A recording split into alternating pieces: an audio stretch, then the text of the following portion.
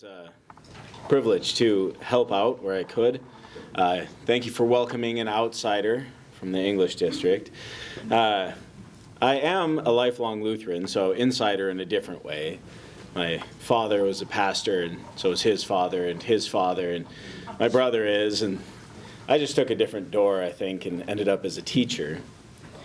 I've been in Lutheran schools my whole life as well, from 1st through 12th grade, and I even attended the only LCMS boarding school in the world, which is in Concordia, Missouri. I don't know if you know about that, but it's an interesting place. About 10 years ago, as Pastor Stuckwish referred to, my wife and I decided to start a classical Lutheran school in Fort Wayne. And a few years later, that came to fruition. In 2017, we opened our doors. It's been growing and getting a little better every year since then. And like he said, I was pleased to offer whatever wisdom I have to that task force in Fort Wayne. I serve also on the board of the CCLE and regularly advise schools that are starting. It turns out that if you start a school, you become an immediate expert. I started getting phone calls about how to start a school, I think, in the first year. So, you've been open for 4 months. You should know how to do this. So, why don't you tell me? So that's a bit humbling to try to figure that out.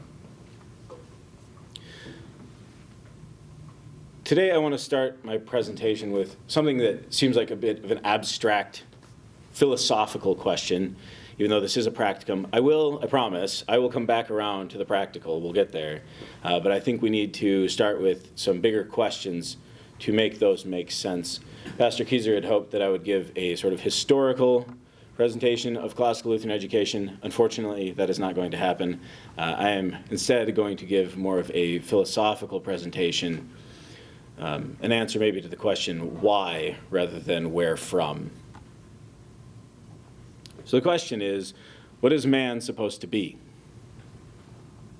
That is to say, what is a human being supposed to become?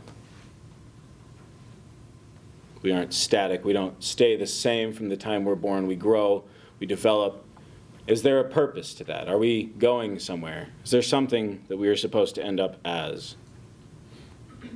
This question is fundamental to any discussion of education, to any discussion of the direction we should be going, because education is fundamentally about cultivating a particular kind of a human being,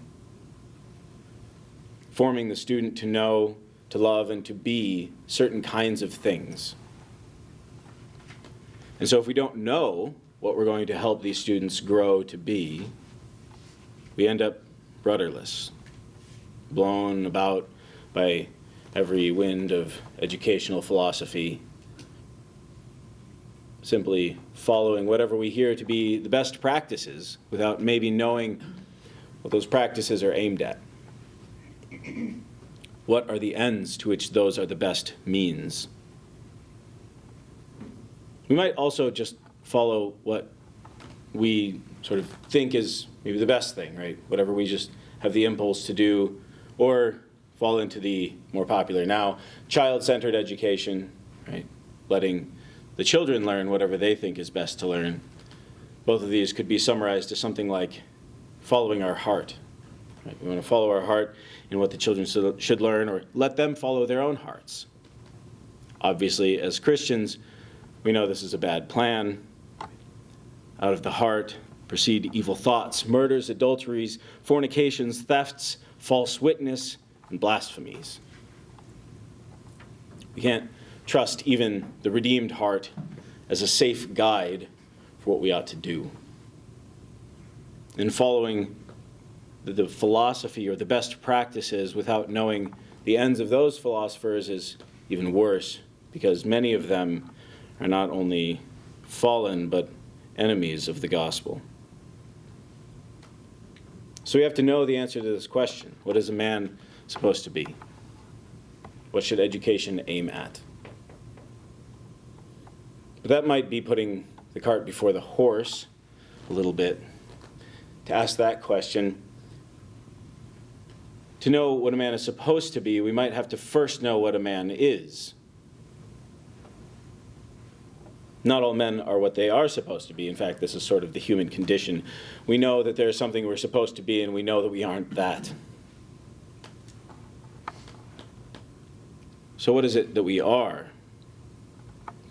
This is less about what we would teach the student and more about how we would teach him. What is he that we can lead him from where he is to where he ought to be? This is a particularly difficult question to answer. What is a man? And the reason is just built into the question, right? We're trying to figure out what we are with our own selves. We're trying to use our own minds to reason about what our own minds are. You can't really drive a screw with a screw. It doesn't work very well. You can't drive a nail with a nail. And so historically, this question has been asked often, both by Christians and pagans alike. What kind of thing is a man? And there are many answers, many humorous anecdotes that I'll skip over for the sake of time here. Suffice it to say that there was once a chicken that was plucked and declared to be a man. But many times, what is used instead of a sort of a formal definition is some kind of an analogy or a metaphor for man. These metaphors often follow the most fashionable or recent science or piece of technology. There's some great articles about how these trace sort of the technology available at the time. One of the early ones is Plato's famous metaphor of the soul. And he says the soul is like a chariot, high military technology of the time. Right? The soul is like a chariot, and it has these two horses. The horses are the passions or the desires, right, on the one horse, and the other horse is the spiritedness of a man, his energy, his drive. It's sort of a complicated word from Greek. And those two things are the things that pull the chariot along, make his soul, make him to do things, right? They make him active. But they need to be steered, otherwise they just go everywhere. And the thing that's in the chariot, the man in the chariot, according to Plato, is reason. Right? He's a pagan. And so the highest thing then is reason. And so the reason should drive these two things. It controls the passion and the spiritedness of a man and drives it where it ought to go in the best case. If it doesn't know where it's going, it crashes into a tree or whatever. But the soul is like a chariot.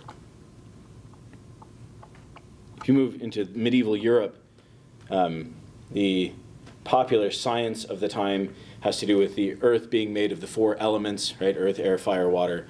And then the man is made both in his soul and in his body in sort of different ways of the four humors.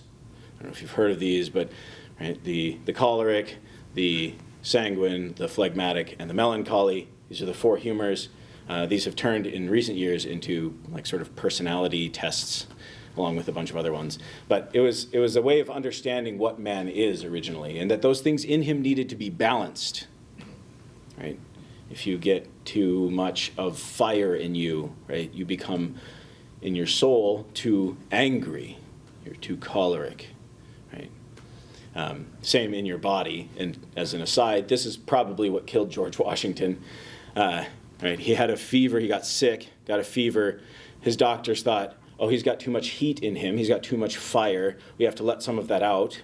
Turns out that's in your blood. And so they let out a bunch of his blood.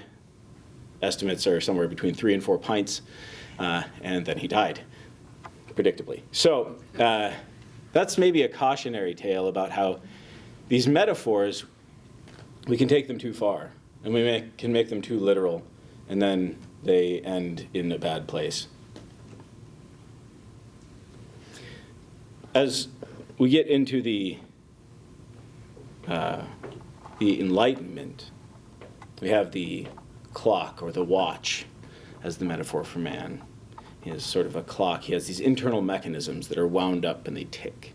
You get a lot of deterministic philosophy coming out of the overuse of this one, right? Both for the universe and for man himself. Then we move on to the steam engine, right? About the same time as the steam engine, man as steam engine, but also man as evolved sort of pushing back against the scientific materialism with its own sort of materialism, right? That we have evolved, we're like a monkey, we're just a smart one, right? And we use these metaphors because they're things that we think we have a handle on. They're things that we think we understand, and then we can sort of apply them to ourselves and say, we're kind of like that. So we're kind of like a monkey, we're just a smart one. And then we move to the factory, as things really get along in the Industrial Revolution. And there's a great poster that I found that you should look up at some point of the man as a factory. And it's got all your internal processes, and there's like little guys inside of you. You know, they're like lowering your food down into your stomach, and they have a big pump in your heart. It's pumping your blood around. It's great. But you are a factory. And then the computer, of course, has been dominant for the last, 20 or 40 years. We're moving away from it now, it seems to me. With the computer, we have, right, a lot of words that we use that are the same with the computer as we use for ourselves, right? And those go both ways, but we have memory, right? We say that we're processing something. I've heard people say their hard drives are full when they can't take in any more information. But I think we might be moving into a new one. It's hard to say when things are new, but this AI stuff and the simulation theory, if you've seen anything about that, I think it's a new metaphor for man, that we are like an AI-generated avatar in a computer somewhere, maybe a simulation. And some people are taking that pretty seriously to say that we actually are that, not just a model. Most of these things are fine in their own way as models. Even some of the worst and unchristian ones, like you're a smart monkey. I mean, it's obviously false. But maybe we can learn some things about anatomy from chimpanzees that might be useful to man if we use these analogously.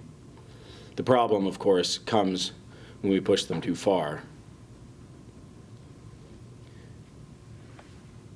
The problem can happen medically, as it did with George Washington, but today, obviously, we want to talk about how this happens educationally.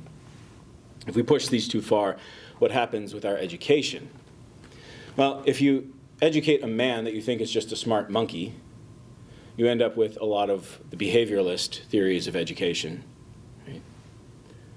That what we do is we're training them by stimuli to behave in certain ways, like you would a dog.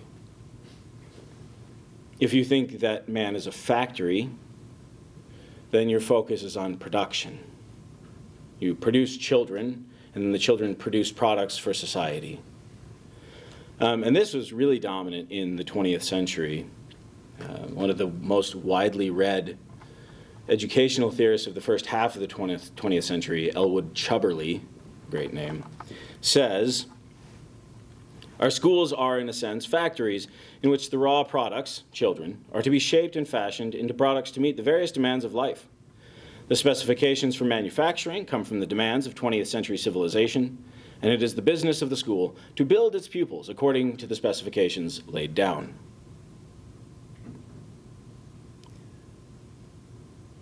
Again, you can see how this is an idea that we might even use, right? That we might say we're trying to build children. We would use it as a sort of a vague metaphor. He's pushing it pretty far. And you look at the way that the schools are designed deliberately, in some cases, as factories. They're based on a factory model in many cases, coming out of this philosophy. The computer is interesting. It mostly has to do with memory and data storage, that we look at children as computers, and so the goal is to download the correct data into their brains that they would then later be able to recall for certain applications. There is still the desire to meet the demands of the now 21st century civilization. The specifications of what data needs to be downloaded into the child's brain tends to come from that. But again, it's data that is stored, simply stored, for later use.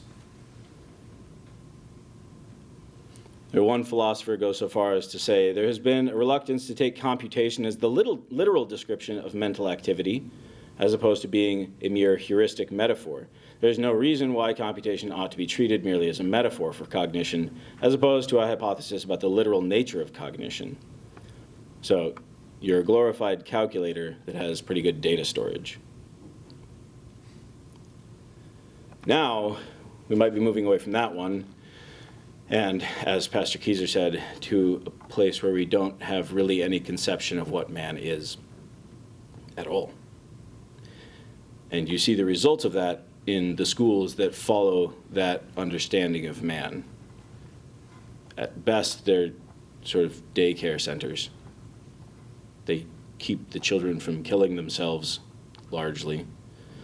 But they don't have any understanding of how to teach them or what they might teach to such creatures. What we think about children will ultimately drive the way that we teach them. And so if we're wrong about what they are, the way that we teach them is going to end up being wrong. So, what are they? Well, like I said, this is pretty hard, but God be praised, we don't actually have to figure this out completely on our own. Like I said, the reason that we come up with these metaphors is we take things that either we think are below us, right, like monkeys, or things that we have created that we kind of understand, mostly, and then we use those to understand ourselves. But we actually have a creator who has told us, in large part, what we are. And so we can just listen to him. In the Athanasian Creed, which is a correct exposition of God's word, we confess that Christ as man was composed of a rational soul and human flesh. So we as men are composed of a rational soul and human flesh. That might seem obvious to you as Christians who have recited the Athanasian Creed, but this goes directly against several of the theories that I just mentioned. Right? We actually have human flesh, as opposed to the idea that we are avatars in a simulation. We don't just have it, we are human flesh, as opposed maybe to a Platonic idea of man, a Gnostic idea. And we also have a rational soul. We aren't just factories or clockwork mechanisms or intelligent monkeys. Christ also, in summarizing the law, rephrases a bit Deuteronomy and says that we are to love the Lord our God with all our heart, soul, mind, and strength, which is to be a summary of everything, right? This is all that you are. You're to love God with all that you are. And so we are heart and soul and mind and strength. Heart, I don't think he means the organ that pumps the blood, right? But something that has to do with affections and will, right? Soul, mind, right? Again, back to the rational soul. And then strength, I think, is again related to the body, but also to that spirited part of men that we mentioned earlier, that willing part. We also know that we are in the Garden of Eden, created in the image and likeness of God, that image was lost and darkened in the fall, and that it's restored in Christ. We know that we are sinners and that we are saints.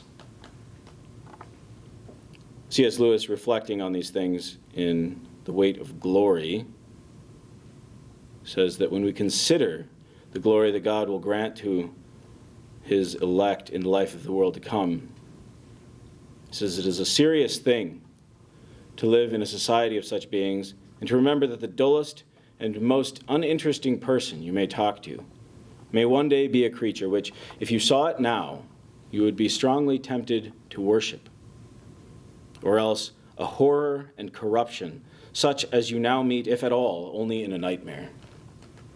All day long, we are in some degree helping each other to one or the other of these destinations.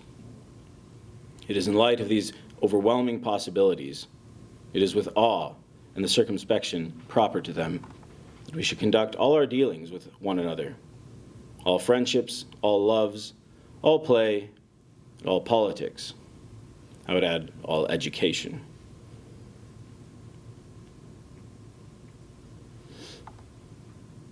There are no ordinary people, he says. who have never talked to a mere mortal. So, this is what a man is. How do you teach such a being? We might, with Lewis here, be tempted to worship or be horrified. It is difficult to know how to proceed. And if I were left on my own to figure this out, I have no idea what I would do. Fortunately, again, the Bible is full of wisdom about this, and that wisdom has been collected and passed down and refined over generations, over millennia, for us. So the first piece that I want to bring up about how we might teach is something that Pastor Stuckwish read this morning from Deuteronomy 6. I'll read it again. We'll learn about repetition. And these words which I command you today shall be in your heart. You shall teach them diligently to your children, and shall talk of them when you sit in the house, and when you walk by the way, when you lie down, and when you rise up. You shall bind them as a sign on your hand, and they shall be as frontlets between your eyes. You shall write them on the doorposts of your house and on your gates. So what do we learn about how to teach from that? Well, we learn that you don't learn something by reading it once.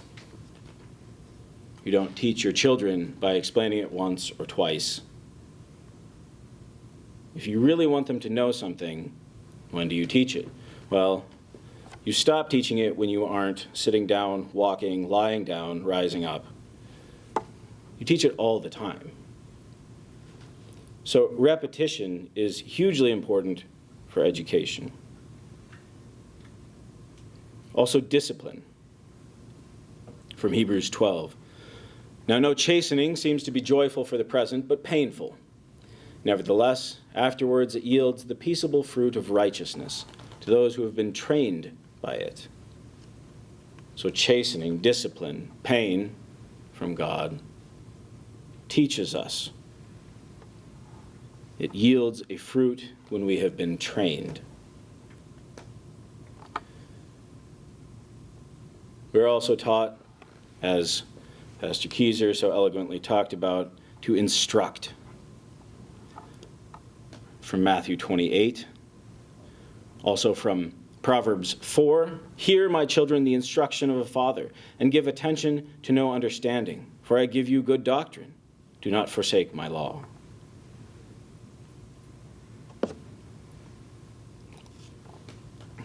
Here we learn that we must have teachers, instructors, not just guides, that the students learn from instruction more than from collaboration. In Ephesians 6, fathers are instructed to bring up their children in the nurture and the admonition of the Lord. And this is where I will remember what I was going to say at the beginning, which is that all of my remarks are about education, and of course, as Pastor Kieser mentioned, education is given to, in the Bible, to fathers, primarily. And the authority of the teacher flows from that. Through the church, I agree with what he said about those things. So, fathers, bring up your children, right? Nurture and admonition of the Lord. That word, paideia, is a big word. It's behind the word nurture, is this Greek word paideia. This is a word that is freighted in Greek and uses some explanation. The Greeks use this word to mean, we don't have a good English word. The best sort of clunky one that I've heard is enculturation, which is clunky, first of all, and second of all, doesn't quite get at it either. It is to bring them into the being of being a Greek. So Greek paideia would mean that they would grow up to be a Greek, to love Greek things, to know Greek things, right? So this would be, they would know Greek literature and poetry and plays. They would know Greek architecture. They would know Greek art. They would love those things, They would prefer those things naturally and instinctively. These would be the things that they gravitated towards. All other cultures would seem foreign and off-putting. That's what they meant by paideia, sort of in sketch. There's whole books written about what paideia means. And so Paul takes this word. He's an educated man while this is going on, and he knows what this word means, and he takes it and reapplies it. And he says, instead of the paideia of the Greeks, we want to raise our children in the paideia of God, of the Lord. And so you take and apply all those things, except now we want them to be about Christ and his church. We want the children to love the things of God, to see them, to know them, to be surrounded by them.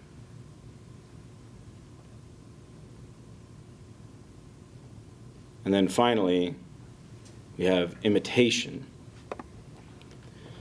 Paul says that the churches should learn from him by being an imitator of him, as he is an imitator of Christ. It was nice that Pastor Keyser said you could maybe draw some different things about education from the Bible, because I had intended to do that. So it's a nice introduction there. So those are just some of the things that we can pull from the Bible about how we would educate. And as I said, this has actually been also handed down to us. Some of these things, because they're built into the nature of man, and pagan philosophers are sometimes intelligent observers, they did manage to figure out. And so a lot of those observations, along with the biblical injunctions, were synthesized together in the Christian West and have handed them down. And just a few examples about those. There are a number of sort of stock phrases in education, many of them in Latin because they're very old. Repetitio mater studiorum est, or repetitio mater memoriae, which just means repetition is the mother of learning or the mother of memory. Both of them are very common sayings throughout the history of the Christian West. There is the Greek poet Aeschylus has a line that becomes sort of famous just as a saying, which is in Greek pathe mathos, or matos, no, it's mathos, pathe mathos, which is the sufferer learns, or the learner suffers. It sort of goes both ways. So to learn we must suffer is usually the way it's rendered in English. Right? That discipline is what teaches us. That learning is not easy. Paideia, as I said, has been written about, talked about, contemplated. There's whole books that you can read. Werner Jaeger has a great 3-volume text on it, the Greek idea of paideia. And there's a new set coming out about the Christian paideia that I haven't quite read yet.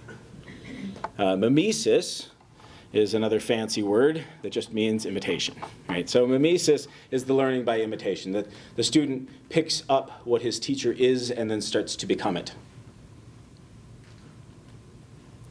They pick up what you love and start to become it. The educator, some of you may have heard of, Joshua Gibbs, he has a tagline on his podcast: your students will become like you, so you must become like God, which I think is a pretty good summary of what Paul says. And so we don't have to reinvent the wheel about how to apply all these biblical injunctions. The instructions are already there for the reading. And so this is how we can actually go about instructing them. And we'll get to some practical how-to stuff in just a little bit. We're almost there. But we have to get back to our original question.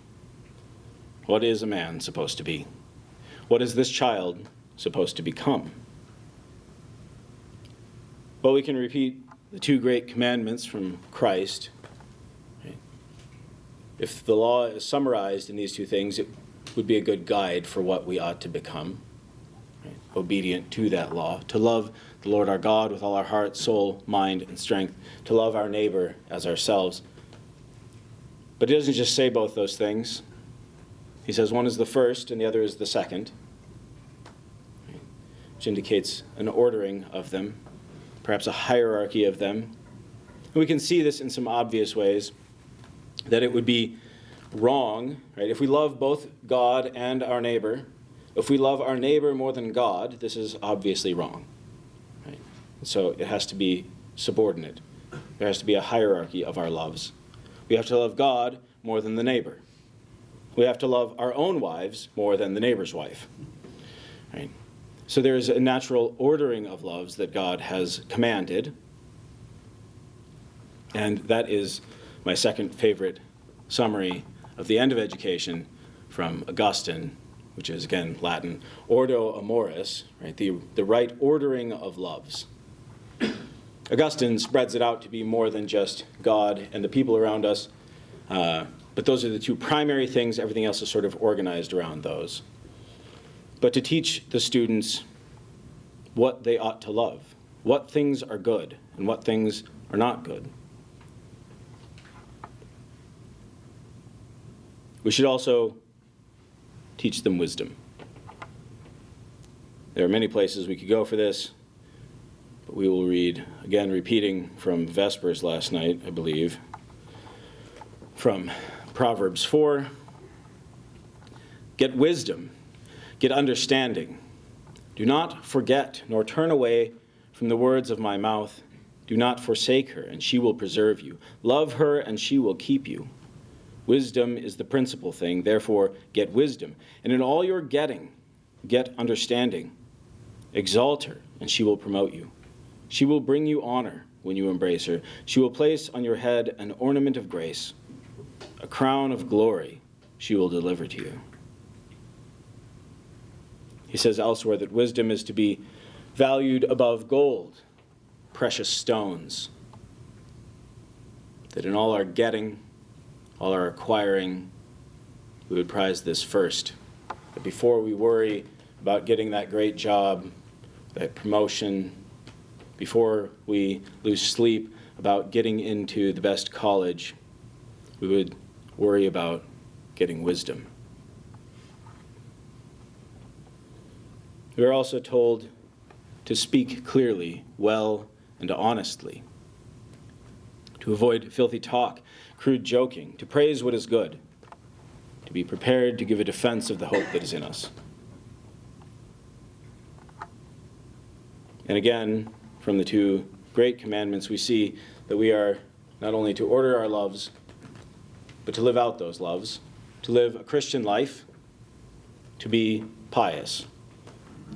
Pious is sort of a dirty word in Lutheran circles for historical reasons we're not going to get into, but that you would have a firm faith and that you would live like you have that firm faith, that you would fulfill your vocations, to use sort of a Lutheran take on it. And those three things together go into my second, or my favorite summary of the purpose of education. This one is from Lutheran educator Johann Sturm, that we would develop in them a wise and eloquent piety.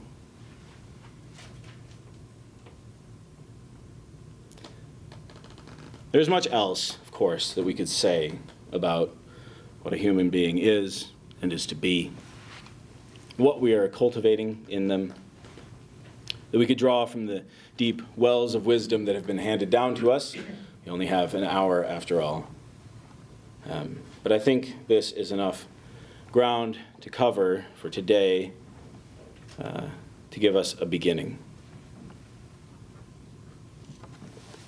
So, to the practical part that I have promised you. How do we do this? Because that seems like a lot. At least it seems to me like a lot. How do we teach? So we're going to go back to the how, and we'll get to the what again here in a minute. Let's pick up that Latin phrase, repetitio mater studiorum est, or repetitio mater memoriae. Both will work here. I think this one militates the most against the idea that we are computers, which is very good. And one of the primary ways that we are different from computers, well, there's lots, but one of them is that when we remember things, it's not just storage. Your memories don't go in a box in your brain that then you pull out later on. Your memories actually shape you. The things that you remember shape the way you behave. They shape the things that you say. They shape the way that you are. And so we should definitely memorize things, and we should also definitely be careful about what things we memorize. There are a number of things in my head that I very much wish were not. Not because they're completely horrible, the ones I'm thinking of anyway, but just because they're irritating and they just pop up, and I'm not going to inflict them on you, so I can't tell you what they are, because then you will remember them. But if I ask you another deep, philosophical, profound question that deserves serious thought, and I say, what is love? A lot of you just had something go in your head that I wish was not in my head. So we'll just leave it there. You have to be careful what you memorize. So, obviously, where to start? We should memorize the Bible. We should memorize the Catechism. We should memorize hymnody. These are sort of obvious places to start. We have such a wealth of these at our fingertips, and it's so easy to give them to the children. Right? We can just put them in front of them very easily. I'm sort of ashamed about how much printing and paper we use at my school, but we do print lots and lots of memory work for them. Right? If you're already doing that, excellent. Maybe do more. You'd be amazed how much these kids can memorize. I was shocked many times that these students at my school shock me. Most recently, a 10-year-old who is not exactly our most attentive student memorized all of James chapter 3. I think it took him about 5 weeks on his own at home for our biannual recitation day. Recited it in front of about 100 people. It's pretty good. And like I said, these students are capable of a lot, and so you should help them be more capable of that. Part of that is that he's been memorizing stuff regularly at the school since he was 6. And so it is actually a thing you can train to get better at memorizing, to get better at retaining those memories. So memorize a lot. It does actually shape who we are. It's not just things to sort of store for later use. It does do that. Right? It's nice to have those Bible verses. For this presentation, I don't think I had to look up any of those verses to know where. I might have had to look up the reference, right? Where is this in Proverbs? Right? But those, because I've read the Bible, they're in my head, so that's nice. But they also shape the way that we think and who we are. Once you have those things sort of nailed down and in a good order, I'd recommend find some good poetry. There's lots and lots of books on that. Stick with, generally, if you don't know anything about poetry, there are some good collections. Go find those. Find a collection made by somebody you trust. If you know poetry, great. Get some good ones. I would say stick with the older poetry, but there's some older poetry that's really not great either. So it can be a little bit of a minefield, but find some good collections and you'll be fine. If you want some suggestions, I have some. They're by no means the best, but I'm happy to share. Find great speeches from the history of the world. Memorize those. Right? You can put noble and ennobling thoughts into their minds, right? And this will come out of them. Learn American folk songs, right? Learn whatever, European folk songs. Those are good fun, and some of them have some relatively deep things. I would generally avoid the Irish drinking songs. Those are fun, but may not teach the things that are good. Maybe by negative example. Generally, the Bible has more wisdom for us on this. Whatsoever things are true, whatsoever things are honest, whatsoever things are just, whatsoever things are pure, whatsoever things are lovely, whatsoever things are of good report. If there be any virtue, and if there be any praise, think on these things. All right, more Latin. Multum non multa. This is one that doesn't translate very well into English, but it means sort of much, not many things. So, because we're not just doing data recall when we learn, We want to get deeply into good things rather than doing sort of a scattershot approach to many things. It's important to remember these good and valuable and true and beautiful things. We want them to meditate on these things, not just have heard them once. We don't want them to read the lesson, pass a quiz, and then never come back to it. If it's worth knowing, it's worth knowing well. Especially now. All of us, the students and us, live in this hyper-distracted, over-scheduled, busy world, and it's very easy for us to forget, to think that we don't have time. There's too much to do. We can't go back. We can't reread. How would I get everything done? Well, the answer to that is that you're not actually getting more done by reading more, I'm sorry to say. If you think you are, maybe you are, I don't know your school, but most schools, and our school is certainly guilty of this in some places, we try to watch out for it. Go ask a student about something they learned 2 years ago. Will they be able to tell you much about it? They might remember what you're talking about, generally. It seems that if we had them actually remember some things, it would be better than teaching them a bunch of things and then having them forget.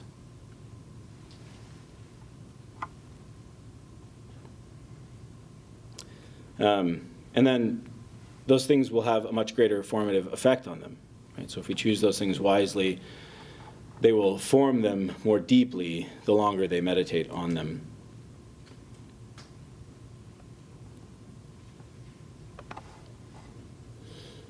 The last one about how to teach is to go back to that Greek word paideia.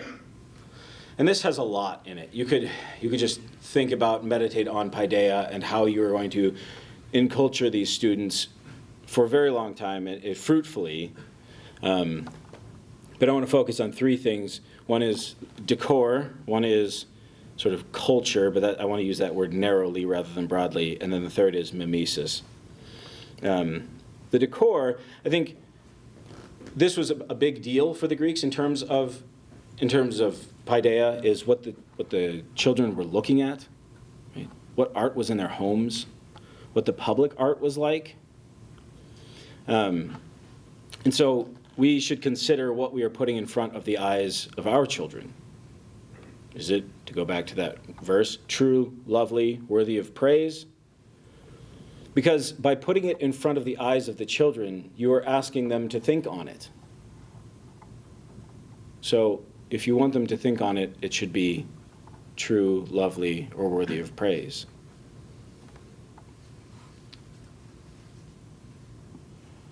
And then culture, this is sort of what we typically mean by school culture. I think it has something to do with the broader word culture and the word paideia. Some of this is about behavior, right? What do we require in the behavior of our students? What is the culture of our school? Does it look Christian? Does it act Christian? If somebody walked into the hallway of our schools, which I haven't had the chance to do yet, but if somebody walked into the hallways of our schools, especially when the children are there, that's the more important bit, can they tell from the students and from the building that they're in a Christian place? They should be able to. It should be fundamentally different from the godless public schools. And then finally, that's related closely to this idea of mimesis, that you have to act the way you want them to behave. Do you want them to love reading good books? Well, you have to read good books. At least pretend that you like it. Do you want them to be reverent in the presence of God? Well, then you need to be reverent. Do you want them to prioritize their faith, their Christian culture, their virtue over making money and getting honor from the world? Then we need to prioritize these things over college and career readiness. like I said, much more to say. Those are just a few points. And then back to what to teach. To go back to the paideia of God, right? This idea of piety. If you aren't spending more time in worship, in memorization of the Bible, in theology, in reading of the Bible during your school day than in any other subject, you should probably reconsider that. You should consider how your time allocation reflects what you believe. If it is the most important thing, we should probably give it the most time. This is not only the memorization that we mentioned earlier of these things, but also teaching theology, about teaching how to read the Bible. Turns out that's actually has its own art. How to understand the Word of God. And of course, here I would recommend that you make use of the man that you have who is trained in these things, right? Bring the pastor in to be doing these things as much as is possible, as much as he has time for, especially in the worship life of the school. The school should have a rich worship life, a reverent worship life, liturgical worship life, and the pastor should be leading that. He is, in fact, sent to do so. We should also teach language. We are a people of the Word. The Word of God come down from heaven tells us to read the Word, to hear the Word, to preach the Word, to listen to the words of the righteous and the words of wisdom. Words are central to our identity, and we should be good at using them and at understanding them. This is to dip just a little bit into the liberal arts, and I can give an elevator explanation later if you'd like. This is where the trivium, right, the first three of the four or of the seven liberal arts comes in. Right, these are the arts of language, the arts of understanding language well. They've gone by various names, but grammar has been pretty constant, right? This is the structure and meaning of language. It doesn't just mean the formal grammar, but it does mean that. So you should learn how the sentences fit together. What do the words do? What's a noun? You should know these things. Right? It helps you to understand the language better and to be a better communicator.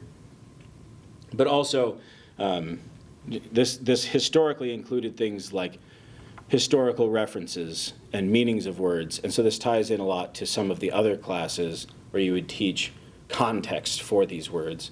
That was thought to be included in grammar because you can know all the structure of a sentence you want, but if you don't know what any of the words in it mean, it still doesn't mean anything.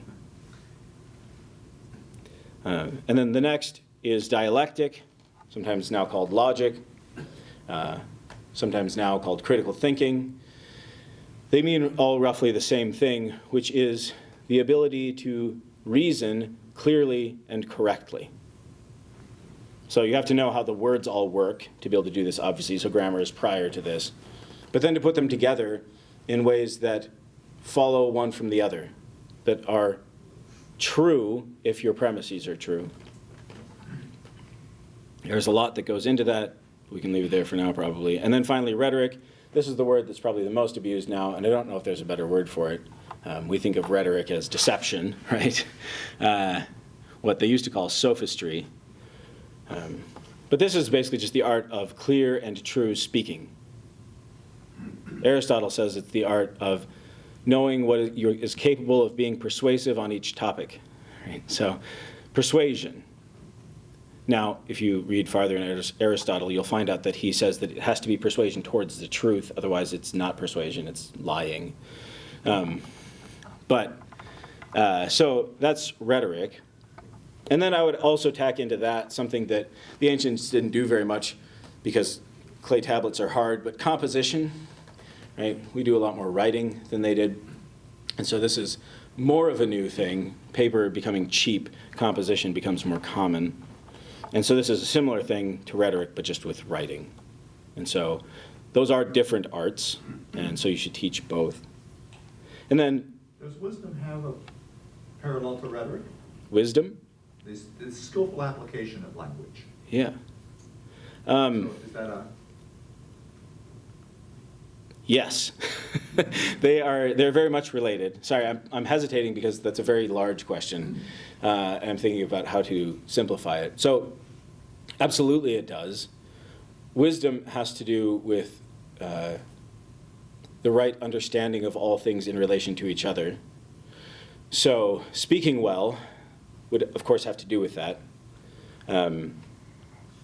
because you'd want to know those things in order to speak well to the people in front of you. And then this trivium historically applied primarily to the ancient languages, what we now consider the ancient languages, but for some of that period were the modern languages. And that would be Latin, Greek, and Hebrew. These are certainly good things for pastors and teachers, as Pastor Kieser pointed out. That has been the historic position of the Lutherans, is that learning those languages is good for especially pastors and teachers, because a lot of what is written that those pastors and teachers would want to read and teach is written in those languages. Translation is fine, but it is very clearly a second best. Luther says that the languages, and by that he means primarily Greek and Hebrew. So if you want to leave off Latin and start with Greek, peace be with you.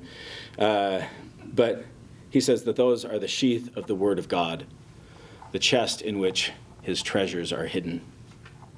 And so at least our pastors need to know those languages, and I think teaching them early is useful.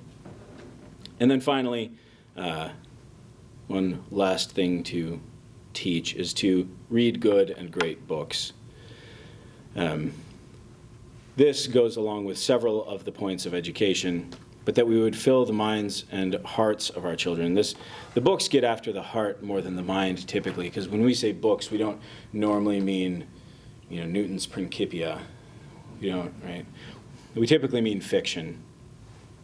So when we're telling kids to read books, we typically mean fiction or good biography, which has a similar effect. And these things get after the heart of a man more than his mind. They get after his imagination. They shape his imagination in a way. The things that he thinks are possible, the things that he thinks are admirable, are often shaped by the people he's around and the books he reads. And so, to read the books that have been recognized by wiser men than I as good, admirable, worthy of reading, these things will shape our children in ways that go beyond even us, even the way that we can shape them. And so, read good and great books. Read as many of them as you can. They are, to use an analogy that, again, we shouldn't push too far, books are sort of like food, right? Don't eat your books, they aren't actually food. But books are sort of like food in that there are some books that are poison that your children should never read, that you should never read. But most books that I would not read aren't poison exactly, but they are sort of like Cheetos or cupcakes, right? Once in a while, it's probably fine. I wouldn't make a diet out of that. We need some real steak and potatoes books to read as well, to balance those things out. So, yeah, read the Hardy Boys. I don't know where exactly I would class them. Maybe slightly above potato chips. There's some good in there. There is some virtue in there, especially the later ones. The first, I think, 9 or 10 are pretty good. But so read more good and great books. And if we do these things, right, if we teach in these ways, we shape the souls of our children in these ways, we form their hearts in these ways and teach them these things, we hope that we will be helping them to become those glorious beings that they will be, that God will give them on the last day, that we will help them along the path there, not have them get saved in spite of us. We hope that they will grow up to be wise, eloquent, and pious, that they will be of use to both the church and to their state. Thank you.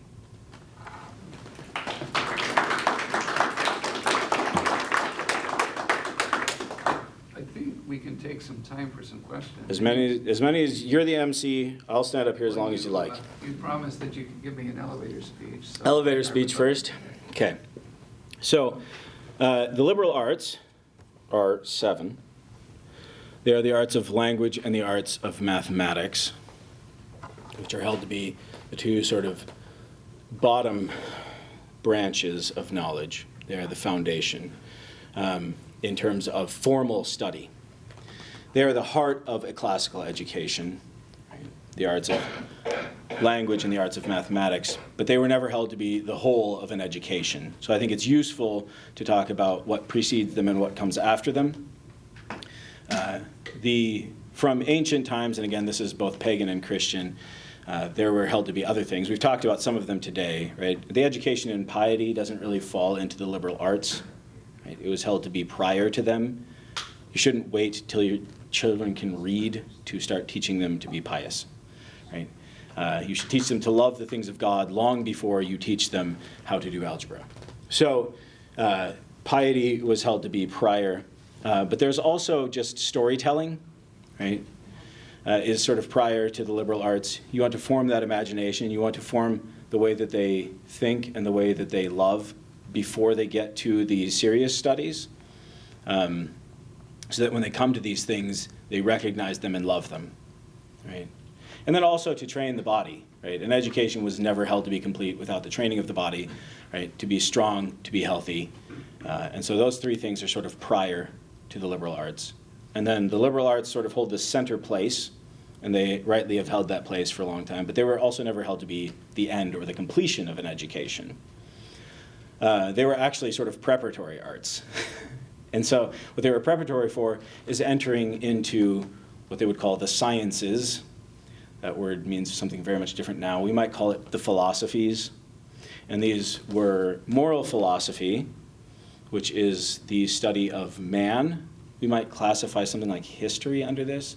What is a man like? Right? These questions we're asking here, these are moral philosophical questions. Right? What is man like? What ought he be? How ought he to live? How do we live together in society? All the questions of politics fall into that. And then the other philosophy was natural philosophy.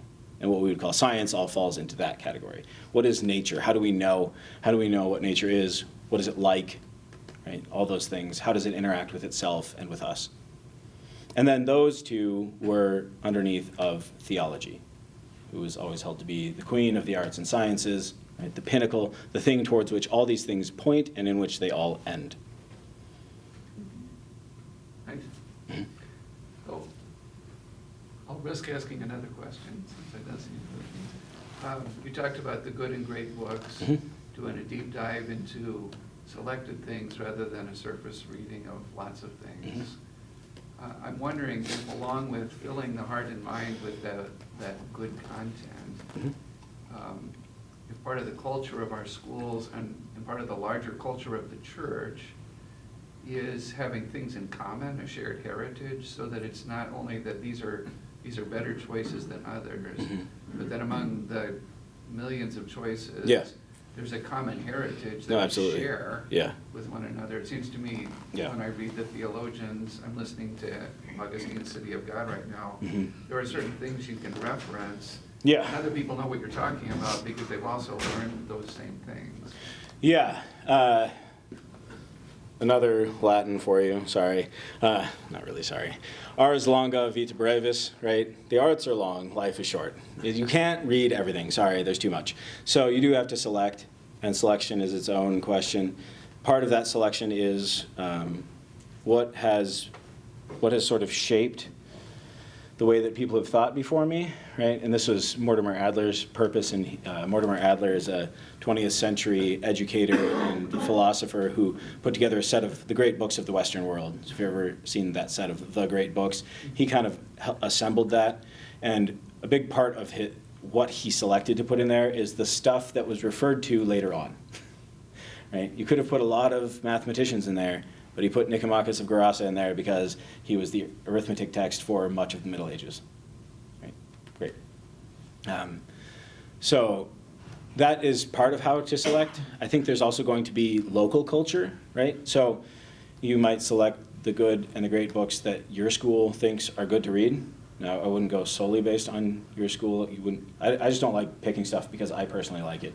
That is dangerous to me. But if, right, you have this whole bounty to select from. If your school really likes this one book, great, read it. Have that be the book that your school reads. And I think that local culture stuff is good. And then you can continue that over time. And then, right, not just somebody refers to this thing, but you can actually have conversations about it with the younger students, with the older students, that kind of thing.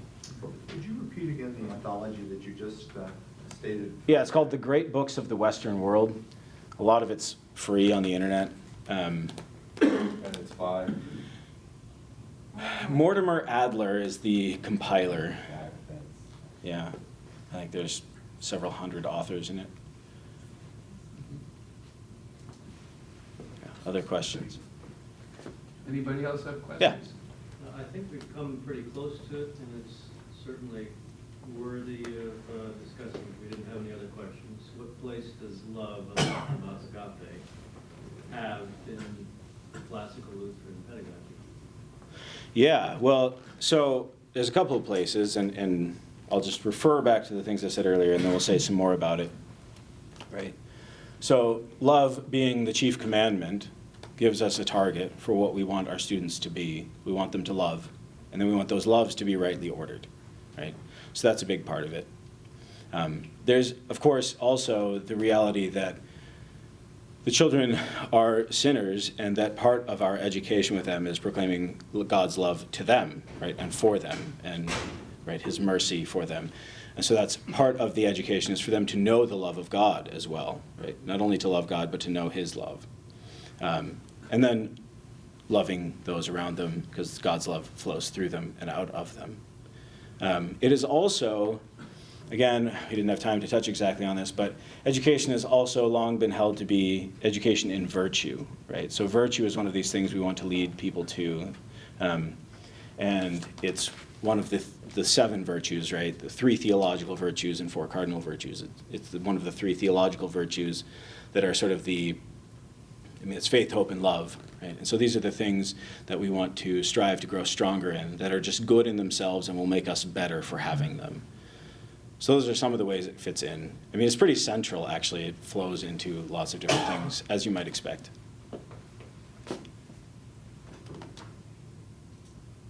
Yeah. I have a very basic, practical Sure, question. yeah. I'm just curious how you engage with children at your school that maybe have learning struggles. Sure. Some of the questions that we get is, how is my child supposed to memorize more things? They really struggle with memorization, or it's hard for them to read already. Yeah. Some of the content of the books is really complex. So I'm Absolutely. just curious how you engage with those students. Yeah, we have a number of students that are like that on different fronts for different reasons. One of the things that might be a modern adaptation of classical education that I really like is this phrasing of education toward mastery, right? And if we frame where the child should be learning as framed by mastery rather than age, a lot of these questions become easier. Okay, this is where he can memorize. What do we actually want from him? We don't want him to sort of be in the right grade for his age. What we want for him is to be, not saying that we would hold him back for this, just to reframe the idea in your head. We want his memory to grow stronger. We want him to have a richer store of things in his mind. And so we're going to add as much to him as he can hold.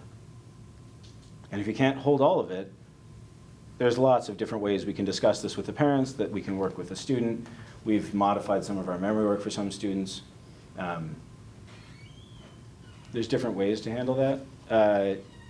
So with the memory particularly, the primary way is just a modification of expectations on our part for different students. We'll give extra work to some students because that's the other end too, right?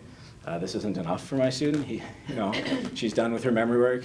I say she because now I'm thinking about my daughter who is like this. She's done with her memory work by Wednesday, So I just give her more poems to memorize or more Bible verses or whatever. Great. So on both ends, we can adjust sort of the quantity that goes in. With the reading capacity, I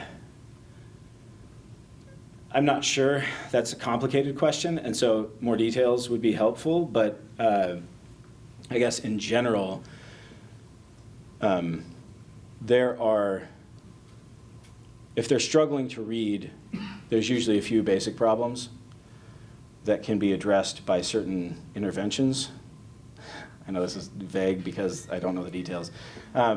We have had some students struggle to read, but none so much that they can't read like the books we're asking them to read. So we have a list of books that every kid has to read on his own, 6 books a year, in addition to what we're reading in class. And we've sort of made that list so that there's a higher end and a lower end, and they just read books from the lower end, and so far nobody has gotten where they just can't read even those ones. Another way to do this is a lot of the books we actually read aloud in class. So we don't expect them to read all the books that we want them to know. We read them to them. And I know that's not, I don't know, it's not a done thing in a lot of schools now, but I find it to be very valuable. Reading to them allows them to hear content, because just by your intonation, your inflection, you can bring them along in a way that they just can't on their own. And so by reading aloud to them, you can give them sort of bigger ideas before they could get to them on their own. And then also there's a practice that I didn't get to in this presentation that has come out of some classical education circles called narration. And it's, again, just sort of a modernizing of some old content. But the idea that then the student would have to tell the story back to you. And there's different ways to do this, but the general idea is to be able to tell back with as much detail as possible, as richly as possible, right? Because and quickly. By quickly, I mean not a month later, right? Like later today, or right now, or maybe tomorrow at the latest. And that helps to solidify in the mind, right, the ideas, the story, these sorts of things. So that's another way to help students who struggle with reading is to read to them. And that also quickly builds their vocabulary in a way that just studying vocabulary lists just would not.